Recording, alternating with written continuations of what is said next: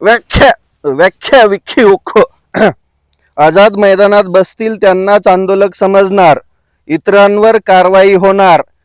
व्याख्या व्याख्या विखी उख तू जोवर मंत्रालयात आहे तवरच आम्ही तुला मंत्री समजणार, बाकी बाहेर आल्या व्याख्या विखी उख.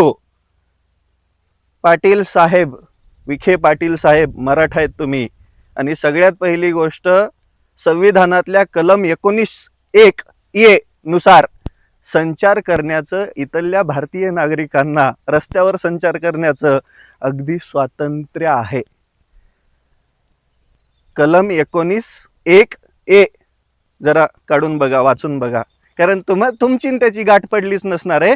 तुम्ही फक्त ना असं काय म्हणतात ना, प्रस्थापित झालात मराठ्यांच्या जीवावर, मराठ्याचे नेते म्हणून तुम्हाला काय मंत्रीपद भेटत गेली आणि त्या मराठ्यांच्या सोबत तुम्हाला गद्दारी करायची सवय लागली.